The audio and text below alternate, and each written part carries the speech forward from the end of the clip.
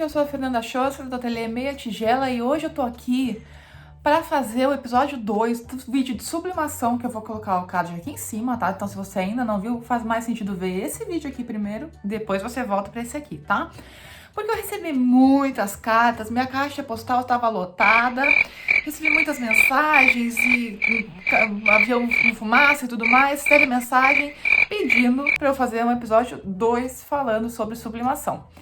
Então tô aqui para fazer isso. Inclusive, eu coloquei exatamente a mesma roupa. Porque eu lembrei e quis fazer uma piadinha? Não, porque eu não tenho outra roupa mesmo, então vai ser a mesma roupa do vídeo passado. Aliás, esse vídeo tá fazendo um pouquinho mais de um ano e de lá pra cá, sim, tem umas dicas novas pra passar pra vocês, tá? Vamos conversar. Ah, mas antes de começar o vídeo, é muito importante fazer isso agora, antes que você se esqueça. Se inscreve aqui no canal, já deixa aquele joinha. Comentário você pode mandar depois, mas não esquece, deixa um comentário aqui também. Compartilha com os amigos, com as amigas que você acha que pode se interessar, possam se interessar por esse conteúdo, e vai acompanhar meu trabalho lá nas redes sociais, principalmente no Instagram, porque é lá que eu mostro o meu dia a dia aqui no ateliê e as peças que eu tenho feito com essa técnica que arrebatou meu coração e que agora faz parte da minha vida. Vamos conversar sobre sublimação? Vamos! Então eu continuo usando muito o papel do fundo azul, tá? Que é esse aqui, o papel da Mundi. Eu compro ele assim, a loja que eu compro, eu acho que imagino que deve comprar em resmas, eu acho que é o nome, né? Esses pacotes gigantescos, seccionar. Então eu compro ele dessa forma, pacote de 100. Eu sei que na internet se encontra a gramatura 90. Esse aqui, como eu compro separado no site da loja que eu compro, não diz a gramatura, tá, gente? Mas o que eu tenho aqui em casa, ele é grosso. Ele é mais grosso que o papel da Live, que o papel da Mundi, que são gramatura 100. Então eu tô chutando que esse aqui que eu trabalho é o 110. Porque sim, ele é mais espesso, ele é mais grossinho e ele dá muito menos trabalho com a impressora justamente por causa disso. Ele atola muito menos, eu posso colocar 10 folhas na minha impressora e sair, fazer minhas coisas e deixar a impressora trabalhando, porque ele quase nunca dá problema, tá? Esse é um ponto muito forte do papel fundo azul, que eu gosto demais. Mas eu já pesquisei para comprar ele no Mercado Livre e nos comentários a galera reclamando que era um papel muito fino e que tava dando muito problema. A gente tá passando um carro buzinando aqui na minha rua. Oh, guys! Não vou parar o vídeo por causa disso. Segue o vai. Galera reclamando, e daí eu tava no Mercado Livre e tava bem especificado que era gramatura 90, tá, gente? E nos comentários a galera reclamando e muito que o papel era muito fino e tava dando muito problema. Então assim, ó, gente, eu vou dizer pra vocês que eu não sei a gramatura desse que eu estou trabalhando, mas eu acredito fortemente que esse seja o 110. E pelo que eu vi na internet, existem realmente as duas opções, tá? Então se vocês forem comprar o papel fundo azul, eu recomendo que vocês procurem o da gramatura 110, porque ele não dá problema, não dá trabalho nenhum, tá? Mas assim, ó, tem seus prós? Tem seus contras também. Depois eu vou falar um pouquinho sobre isso, tá? Fundo azul, vai pra lá. Esse é o papel, então, já cortado, tamanho A3, da Ravir fundo azul. Eu também comprei esse aqui, ó, esse modelo aqui, que é o fundo azul, da Ravir também, mas é em rolo. Olha, gente, ele vem em rolo de 100 metros e eu comprei a versão com tac. Eu vou escrever aqui pra vocês saberem, porque não é com tac tudo junto, é tac. Esse papel tem o tal do tac, tá? O que é o tac? É uma colinha. Assim, tocando no papel, a gente não sente, tá? Mas ele vai dar uma leve grudadinha na hora de colocar na prensa, ele vai dar uma leve grudadinha no teu tecido, eu vou mostrar pra vocês depois. E o efeito fantasma, a ressublimação diminui muito. E a cor desse aqui, a cor da impressão desse aqui fica muito mais viva, fica bem mais bonita do que o papel sem tac, tá? Que é aquele da folha.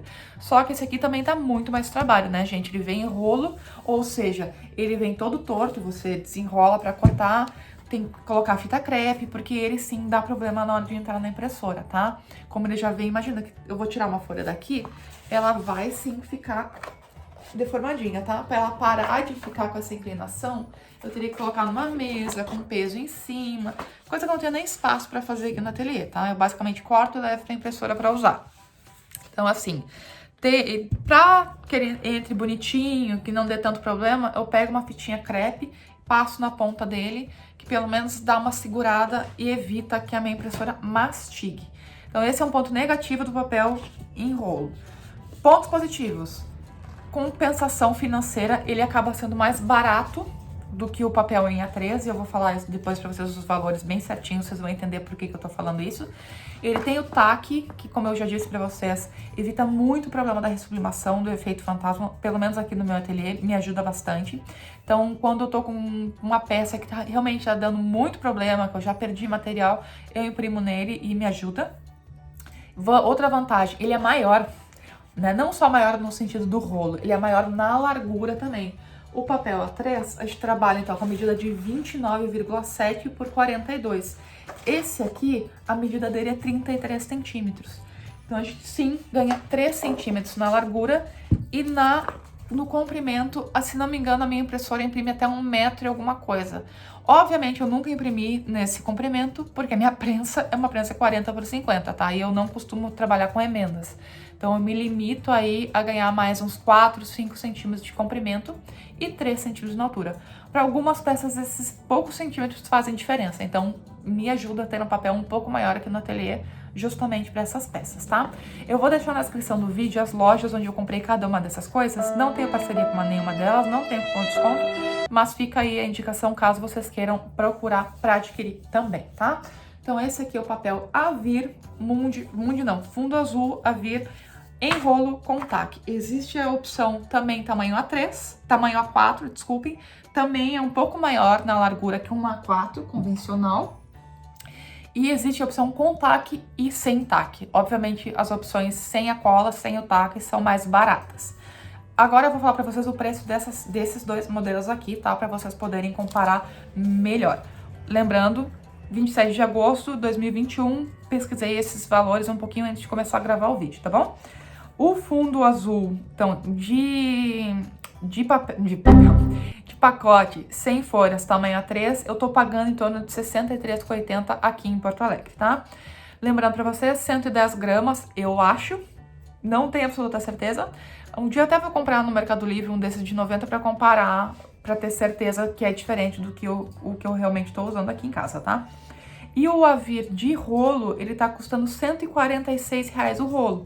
Ou seja, ele é mais caro, obviamente, mas ele vem com 100 metros. Se eu fosse dividir isso em folhas A3, que ficariam, fiz a conta aqui, dariam 238 folhas com 42 centímetros de comprimento, tá, gente?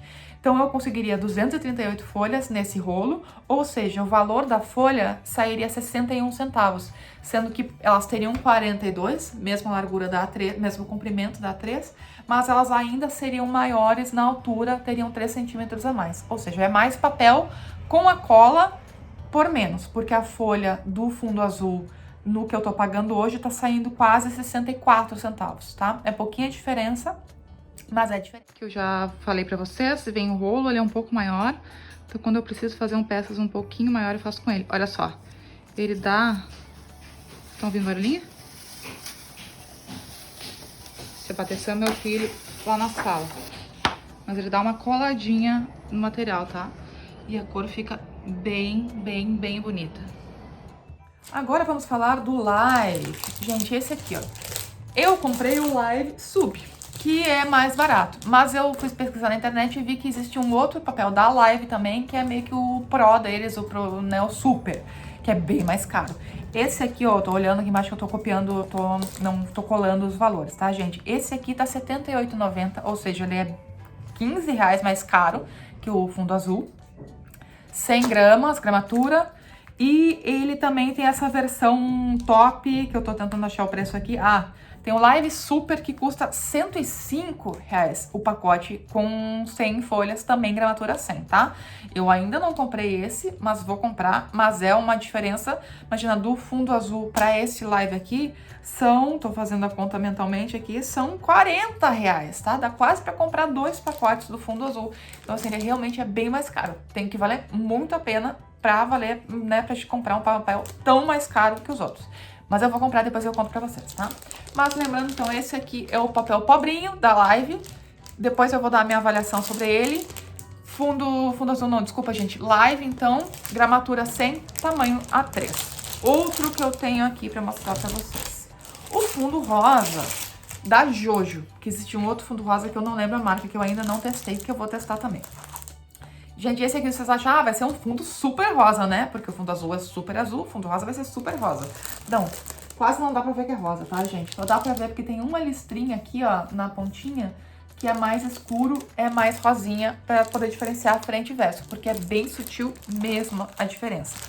Também tem folhas, gramatura 100, muito parecido em espessura, em textura, tudo mais, com o da Live. Vou falar o preço pra vocês aqui. Eu paguei R$80 o pacote com 100 folhas, tá? Então, até agora, foi o mais caro. E temos o globinho, que é da Mundi. E pra quem não conhece, eu vou mostrar pra vocês por que ele é conhecido como globinho. Porque o desenho da marca Mundi tá aqui no fundinho e é um globinho terrestre, tá? Eu já mostrei esse papel aqui pra vocês no primeiro vídeo. Continuo usando ele e agora sim eu vou descrever os 3 papéis para vocês terem uma comparação melhor, tá? Esse aqui, o fundo azul, desculpa não, gente. O Mundi Globinho eu tô pagando R$82. Então, desses 3 aqui, o Mundi continua sendo o mais caro, mas eu vou dizer para vocês que ainda é o meu preferido. Por quê? Porque pra mim, eu fiz a impressão de todos esses papéis, o Mundi pra mim ganha ainda em saturação da cor e qualidade da cor. É muito sutil, mas existe. E pra mim, principalmente no vermelho, no marrom, no marinho, ele grita mais essa diferença, tá? Então, por isso, eu continuo usando o Mundi. Por que que eu não uso só o Mundi? Apesar, não só porque ele é um pouquinho mais caro, acho que isso não faria tanta diferença no valor da nossa peça final, mas porque ele dá muito trabalho. Ele embola muito, ele absorve muita água, ele deforma muito facilmente. Mesmo colocando na estufa, ele fica com peso em cima, ele fica deformado. Eu tenho muita perda do papel Mundi aqui em casa, tá? Lembrando que eu moro em Porto Alegre, então aqui no inverno é muito úmido. Temos épocas muito... Nossa, que o papel absorve uma quantidade absurda de água, fica completamente deformado. Mas... ele ainda continua sendo as melhores cores, então eu fico naquela balança, melhor cor, mas dá mais trabalho, dá mais perda, dá mais gasto por consequência. O que eu tenho feito para tentar perder um pouco menos de papel? Fita crepe na ponta, como eu já falei para vocês, tá? Óbvio que isso dá um trabalho, né, gente? Você vai imprimir 10, 15, 20 folhas, você tem que ficar colocando fita crepe em todas elas para poder imprimir. Mas, na emergência, é o que temos para hoje. Mesmo com a estufa, tá, gente? Eu sei que vai ter gente me dizendo assim, coloca na estufa. Eu tenho estufa, gente. Mesmo assim, ele deforma com peso, tudo em cima, tá? Menos aqui em casa. Então, comparação com os outros dois. Live e fundo rosa tem uma qualidade muito boa de impressão também, tá, gente? Não tendo globinho, não tendo Mundi, eles vão tranquilamente bem. A impressão fica ótima, fica muito boa. E por mais que sejam os 3 gramaturas 100, eu tive muito menos problema com o Live e com o fundo rosa do que com o globinho, tá? Então, temos aí coisas para colocar na balança na hora de escolher os papéis. Gente, o que eu tô falando aqui nada é regra, tá? Comprem os papéis, testem o que funciona para mim na minha impressora aqui em Porto Alegre, na umidade que eu tô trabalhando. Pode ser que não seja a mesma coisa para você, então não leve o que eu tô falando para vocês como, né, é isso, como tem que ser dessa maneira, porque aí para você pode dar resultados completamente diferentes. Mas eu quero passar minha experiência para vocês terem pelo menos uma luz do que, para quem tá começando, do que fazer, tá? Então esses são os papéis. Vou de novo para vocês. Mundi, pra mim, é o meu preferido em relação à cor, mas dá muito trabalho, atola muito, perco muito papel. Live é bom, quero testar o Live Super pra ver qual que é a dele, ainda não comprei. O Jojo, fundo rosa, também é muito bom pra mim. O Jojo, o fundo rosa e o Live são iguais no que diz respeito à cor e tudo mais. O Avir, fundo azul, pra mim é o que tem mais perda no sentido de qualidade de cor, mas ele é o que dá menos trabalho. Então... Eu continuo usando os meus prioritários aqui no ateliê, continuam sendo o fundo azul e o globinho. Vamos tentar fazer uma comparação, tá? De cor. Eu sei que por vídeo fica mais complicadinho, mas vamos lá. Esse aqui, então, é o fundo rosa. Esse aqui, da Jojo, tá? Fundo rosa da Jojo. Esse aqui é o Live. Comparando. Aqui temos fundo azul, Avir. E por último, o globinho, que é o Mundi. Então, temos Live, fundo rosa, fundo azul e globinho. A diferença é sutil, tá? Todos impressos em alta qualidade e velocidade baixa. A diferença entre eles é bem sutil, mas no ao vivo eu ainda acho que o Mundi, que é o globinho, ganha um pouco, tá? Ganha um pouco na saturação das cores. A tinta sublimática, como a gente já conversou aqui, é uma tinta que reage com o calor. É por isso que ela sai do nosso papel sublimático e vai para o nosso tecido, para nossa caneca, para nossa peça que a gente está estampando, tá? Não é porque ela foi para essa peça que ela parou de ter essa característica. Ela continua sendo uma tinta que reage com o calor. Então, se você, por exemplo, estampou o teu tecido e você quer estruturar esse teu tecido na manta, coisa que eu faço com bastante frequência aqui no ateliê, como que eu costumo fazer? Eu coloco então a minha manta, o meu tecido e cubro com um tecidinho de algodão para aí sim passar o meu ferro na minha peça, tá? Para poder estruturar. E eu não coloco esse ferro numa temperatura super alta, eu não coloco esse ferro na temperatura algodão, por exemplo. Eu mantenho ele na temperatura poliéster e não fico 8 horas em cima do ferro na peça, tá, gente? Eu passo só o suficiente para ela dar uma aderida, levo para a máquina para fazer a costura de segurança e é o suficiente. Nas poucas vezes que eu exagerei, que eu coloquei muita temperatura ou que eu deixei o meu ferro muito tempo, saiu tinta do meu tecido sublimado e foi pro meu tecido de algodão. Passou de um tecido pro outro, tá, gente? Pra vocês verem que sim, tem perda de tinta sim. Pode não fazer nenhuma diferença visualmente na tua estampa? Pode. Muitas vezes eu acredito que não vai fazer mesmo. Mas é bacana vocês terem esse cuidado, sempre cobrirem com tecidinho, porque vai passar tinta pro ferro de vocês, ou vai passar tinta pra manta de teflon, ou pra prensa, o que quer que seja. Porque eu sei que tem gente que primeiro estampa pra depois dublar.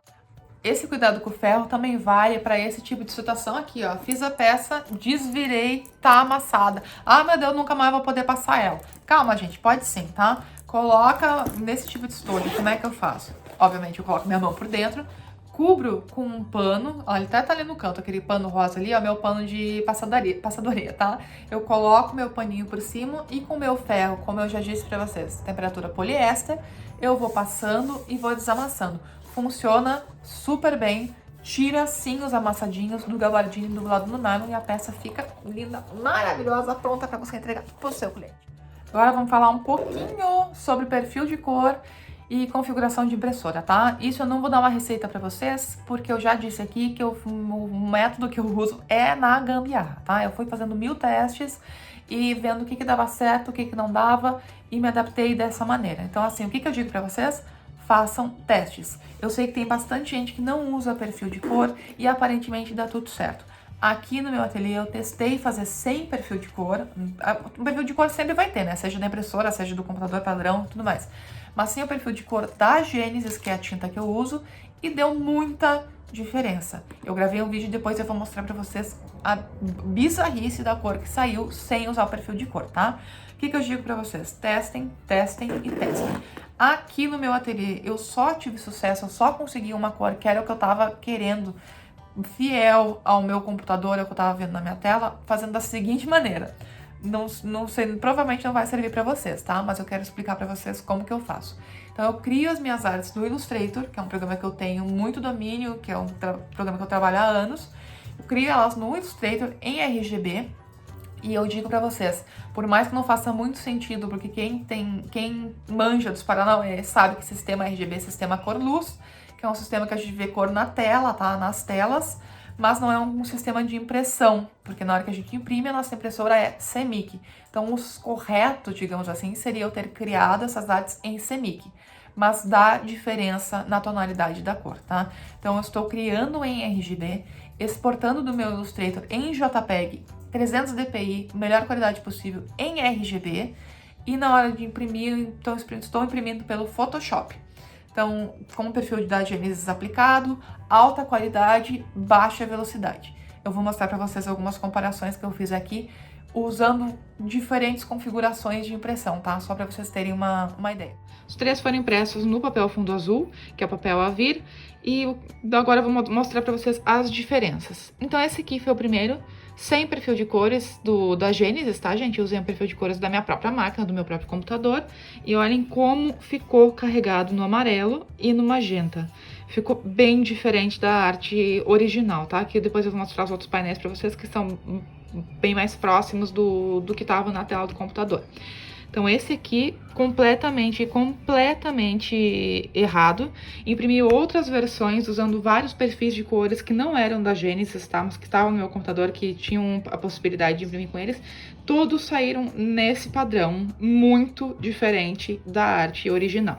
Então assim, quando eu comecei a aplicar o perfil da Genesis, olhem a diferença. E essas aqui são as cores originais do meu trabalho, tá? Óbvio que na tela do celular vai ficar um pouquinho diferente, na tela do computador, mas tá muito mais próximo do resultado que eu queria, do resultado que eu estava no meu computador, do que esse aqui, que foi sem o perfil de cor da Genesis. O painel primeiro aqui, o menorzinho, que eu vou mostrar pra vocês, então ele foi impresso mesmas configurações, tá? Papel a vir, papel comum, eu coloquei na configuração da impressora papel comum, usando o perfil da Genesis. Não usei papel mate nesse aqui, tá? Eu quero que vocês vejam a diferença. Eu vou pegar aqui, ó, pra vocês verem. A diferença do usando papel comum pro papel mate. Aqui dá pra ver bastante também diferença. Dá pra ver que ele carrega mais nas cores, que ele fica mais forte. Mas uma coisa que eu percebi, que eu ainda vou ter que fazer mais alguns testes pra ver se é em decorrência do tipo de papel ou se era o dia que tava úmido, o que aconteceu, é que no marinho, vários pontos, aqui na abelhinha dá pra perceber também, manchou. Depois eu vou mostrar um outro painel que eu também escolhi o mate, só que em outra configuração, também aconteceu isso, tá? Então eu tenho que ainda dar mais uma insistida, mais uma estudada pra ver se isso é uma característica desse tipo de impressão, quando a gente escolhe o papel mate, ou então se tava papel úmido, o que aconteceu. Mas a minha impressora já tava bem quente, tá? Isso eu posso garantir pra vocês que não foi falta de temperatura. Então, olha só, papel, escolhi na impressora papel comum, papel branco normal, e aqui eu escolhi o mate, tá? A impressão do papel mate. Ficou bem mais saturado. Essa primeira impressão aqui eu fiz usando alta velocidade, ou seja, gastando menos tinta, menos resolução na impressão, tá? Essa segunda aqui eu também escolhi a configuração do papel mate, normal, a mesma configuração que esse aqui, só que esse aqui eu coloquei em baixa velocidade e esse aqui eu coloquei em alta velocidade. A diferença na cor eu não achei perceptível, eu achei que as cores ficaram iguais, então isso de saturação e quantidade de tinta eu acho que fica bem parelho. O que eu acredito que eu percebi um pouco é na resolução do desenho, tá? É muito sutil, mas dá para perceber que aqui os traços estão mais bem definidos, então na baixa velocidade fica sim uma resolução um pouco melhor do desenho. É sutil, mas existe uma diferença. Então, alta velocidade, baixa velocidade. Algumas diquinhas de materiais e coisas que eu tenho usado aqui e que eu tenho me adaptado muito bem. Primeira delas que eu já falei, fita crepe. Me ajuda muito na hora da impressão, naquelas folhas que entortaram e que precisar, né, que tá embolando na hora de entrar na máquina. Então você só coloca um pedacinho, ó, obviamente pegando toda a extensão da folha, coloca no verso, ajuda e muito, tá, gente? Fita crepinha comum. Outra coisa, pé de teflon na máquina de costura, pé calcador de teflon ou teflonado. Porque o tecido de poliéster, ele é muito liso, tá, gente? Então ele dá, mesmo que ele é muito liso, ele dá uma agarrada, ele é plástico, né? Resumindo, é plástico, ele dá uma agarrada na máquina ao mesmo tempo que ele é muito liso. Então eu notei que com o pé de teflon, o meu trabalho fica muito mais fácil, a costura fica mais fácil, por serem tecidos de poliéster. Então eu recomendo que vocês pelo menos testem o pé de teflon, tá? Ainda mais que é baratinho pra comprar, não é uma coisa que vocês vão ter que fazer grande investimento. O que mais que eu tenho pra falar pra vocês? Os tecidos novos que eu testei. Testei o Tactel, achei um horror, não gostei, só tô usando ele pra forro de algumas peças. Achei a textura dele ruim, o lado que não é brilhoso, ele pega muita sujeira, pega muito pelinho. O lado que é brilhoso, eu tive muito problema de ressublimação. Acho que por ele ser muito liso, o papel, mesmo com fita e tudo mais, fita térmica, o papel escorregava nele na hora de estampar, então eu tive muita perda de material com o Tactel, fora que na hora de desvirar a peça, onde ele amassava, ele vincava, perdia a cor e ficava esbranquiçado, tá? Eu sei que existem vários tipos de Tactel, pode ser que o que eu tenha comprado aqui seja um Tactel ruim, tenha dado azar, tenha comprado um produto de péssima qualidade. Eu sei que tem muitas meninas que trabalham com tactel e amam, são enlouquecidas por ele. Então, assim, o que eu digo pra vocês? De novo, comprem um pedacinho e testem. O que eu achei aqui pra comprar, eu achei muito ruim. Tô usando pra interior de fundo de saquinho de roupa limpinha, roupa sujinha. Roupa sujinha não, desculpa, só pra dar roupa limpinha, tá? Porque na roupa sujinha eu uso nylon emborrachado, que é impermeável. Tô usando ele pra interior de peças, tô usando pra basicamente forro. É basicamente forro que eu tô usando, tá? Pra isso ele serve e ele é bem mais barato, então eu recomendo pra esse uso. O que mais? O Nylon 301 é um material que eu descobri faz pouco tempo, que comprei na esperança de ser um Nylon 600 mais fino. Não é um material completamente diferente. Olha só, gente, ele é... Não sei nem como explicar pra vocês, tá? Como é que é a textura dele, ó. Eu não sei explicar, gente. Eu realmente não sei nem que material comparar. Pra mim, ele parece uma entretela. Quem trabalha com tecido e com tricoline, parece uma cavalinha, sabe a entretela cavalinha que a gente usa pra fazer cocelê, fazer gola, que não tem cola, que parece um algodão com a trama mais aberta, só que mais durinho. Não tem nada a ver com esse material, com a composição dele, porque ele é 100% poliéster, mas me lembra um pouco a cavalinha, tá? Pra que eu tô usando ele?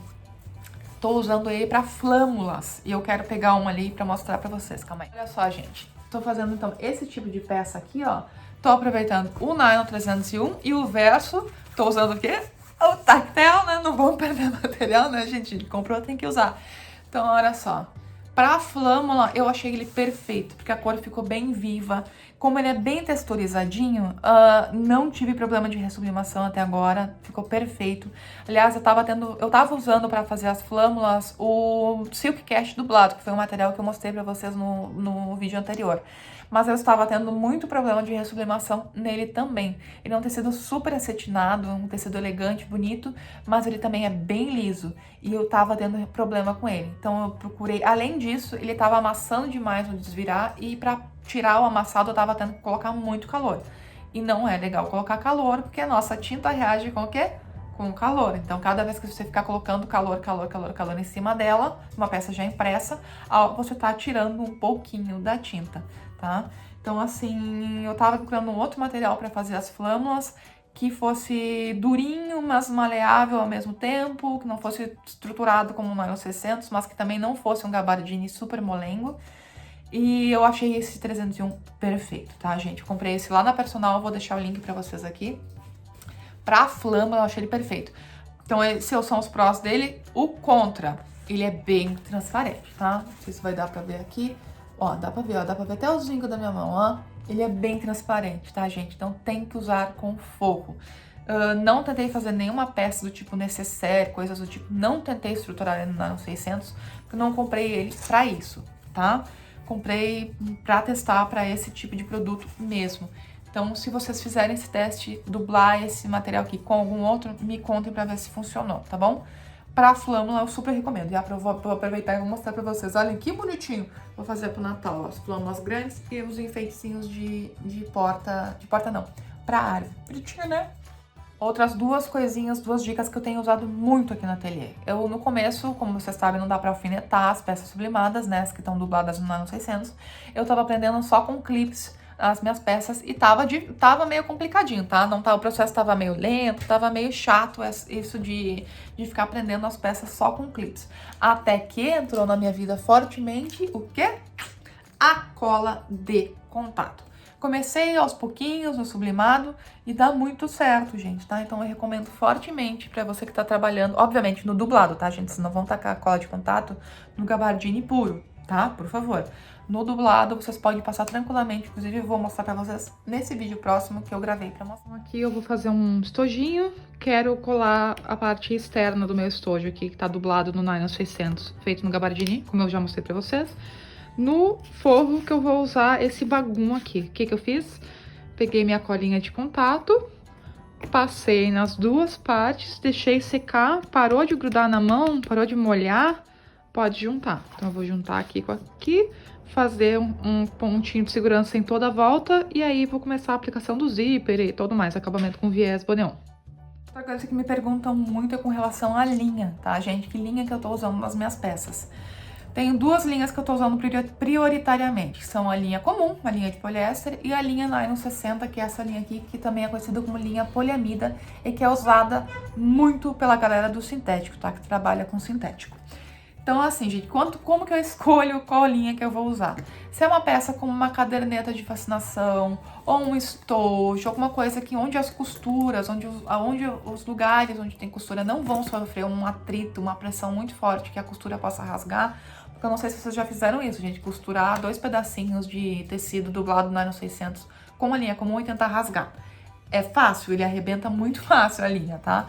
Agora, se vocês fizerem a mesma coisa com essa linha Nylon 60, não solta de jeito nenhum. É mais fácil você perder, rasgar o teu material, o teu Nylon 600 no tecido, do que a linha arrebentar. Ela é muito forte e dá uma estrutura muito boa pra peça.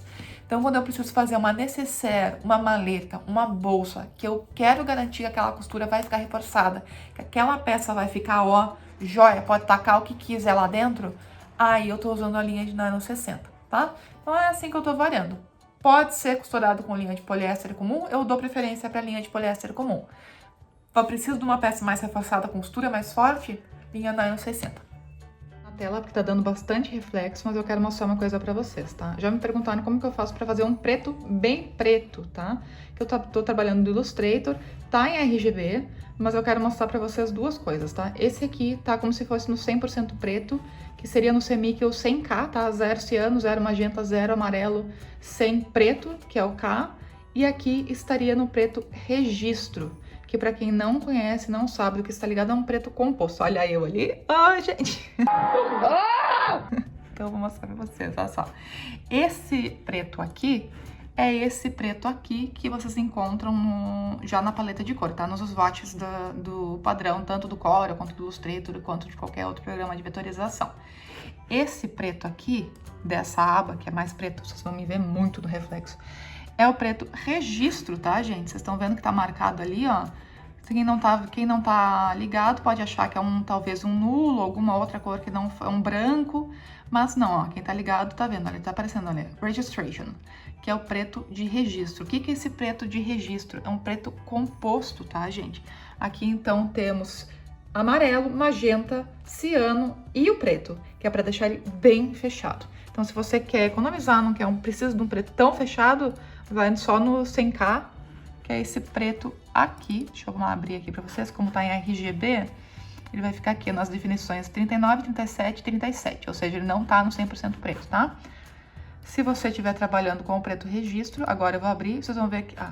vocês viram que já mudou aqui, mas a minha intenção era abrir aqui para mostrar para vocês as definições da cor. Ah, não tava. Vamos clicar aqui, vamos ver se aqui abre. Agora abriu, ó. E vocês vão ver aqui, ó, registro do RGB. Mudou daqueles numerações que eu acabei de mostrar, mudou para 00000. Esse aqui, sim, é o preto total, preto composto. Aqui, ó, vocês estão vendo que tem semic, tem magenta, tem amarelo e tem preto. Esses valores, se vocês estiverem trabalhando no sistema semic, vai mudar um pouquinho, tá? Mas é quase tudo completo, quase que a gente estivesse fechando todas as cores em 100%. Tem a diferença deles na prática, tá? Aqui eu usei só tinta preta, 100% K, né, do semic. Aqui eu já usei o preto registro. Olhem só como fica diferente. Óbvio que na tela dá uma reforçada ainda mais no contraste, tá? Mas ao vivo também é bem diferente um tom do outro. Então, quer um preto bem preto, vai no preto registro. Então, gente, eu quero mostrar pra vocês como a minha prensa, ela perde temperatura, tá? Já tá em 210 graus. Aqui eu coloquei, eu já mostrei pra vocês isso, mas então essa parte de baixo ela não esquenta, né? Temos uma espuminha que veio com a prensa e eu troquei o meu feltro por essa base de silicone aqui, porque o meu feltro deformou, tá? Então isso aqui tá frio. Além disso, eu coloquei o meu gabardine, meu Nylon 600, cobri com o meu gabardine, porque eu vou começar fazendo o processo da dublagem, cobri com o Teflon, e eu quero mostrar pra vocês, ó, já tá lá em 212. Hoje nem tá um dia super frio aqui em Porto Alegre. Mas eu quero mostrar pra vocês como ela perde temperatura. Então chegamos a 185 e daí parou de baixar e começou a subir. Então só pra mostrar pra vocês, foi quase 20 graus de... Se não me engano, começamos em 205 graus, agora eu nem lembro, tá? mas foi quase 20 graus ou um pouquinho mais de 20 graus a perda de temperatura. Se eu tivesse começado a estampar os meus tecidos já nas primeiras prensadas, ia sair bem manchado. Pelo menos aconteceu isso comigo quando eu comecei na sublimação. Então agora o que eu faço, eu sempre começo dublando os meus materiais até a prensa perder toda a temperatura que tem que perder. E daí agora ela vai começar a subir essa parte de baixo, agora ela já tá bem quente. Óbvio que não tão quente quanto a parte de cima, mas ela já tá bem quente. Agora ela vai começar a subir de novo a temperatura. Quando chegar lá nos 200, 205, aí sim eu já sei que ela não vai mais perder a temperatura e eu começo a estampar. Última diquinha e acabamos o vídeo. Vamos ver com quantos minutos vai ficar esse vídeo. 1 hora, que nem ficou outro. Desculpa, gente, eu achei que não ia ter nada pra falar pra vocês, que não tinha nada de novo e tô aqui falando há 3 horas, tá? Última coisa. Tecidos de poliéster são tecidos sintéticos, eles fazem o quê? Desfiam loucamente. O que a gente pode fazer? Por exemplo, eu tenho essa almofadinha aqui pra fazer, tá? Que vai ser um marcador de mala, identificador de mala. Ó, se eu cortar aqui na pontinha, pra desvirar, quem costura sabe que a gente tem que cortar essas pontas, pode acontecer dessa pontinha aqui desse tecido desfiar com o tempo e a minha almofadinha abrir, tá, gente? O que a gente pode fazer? Isqueiro nela, ó, dá uma queimadinha, a gente vai selar o material, tá? Isso aqui, por ser um tecido sintético, ele queima muito bem e para de desfiar. Então, se você tá tendo algum problema com tecido que tá desfiando muito, taca o isqueiro nele. Quem me acompanha lá no Instagram sabe que eu sou a louca do isqueiro, tá, gente? Ainda mais depois dessa sublimação que eu descobri que dá pra tocar fogo em tudo. Na linha do nylon, no viés boneon, que eu uso muito pra fazer acabamento interno desse tipo de peça. Isqueiro é meu melhor amigo depois da tesoura, tá? Espero que vocês tenham gostado do vídeo, que tenha sido útil pra vocês, que tenha alguma dica aí. Eu sei que eu falo rápido, que eu soltei muita informação, mas espero que tenha sido útil pra vocês. Por favor, de novo, vou pedir pra vocês, dê aquele joinha aqui no vídeo, se inscrevam aqui no canal, é super importante pra fazer o canal crescer. Compartilhem esse vídeo se vocês participam de algum grupo de sublimação ou tudo mais, se vocês acham que tem algum conteúdo aqui que possa ser útil. Se você achar que eu falei alguma bobagem, me chama pelo e-mail que eu vou colocar escrito aqui, porque eu não consigo acompanhar os comentários no vídeo aqui no YouTube, tá, gente? Então me escreve, me fala o que você achou que eu falei errado ou o que você acha que eu poderia abordar no próximo vídeo sobre sublimação. A gente bate uma bola, tá bom? Gente, de novo, muito obrigado. Me acompanha nas redes sociais. De novo, se inscreve aqui no canal. Deixa de ser... Bota esse dedinho aí. Se inscreve. Deixa aquele joinha. E tchau!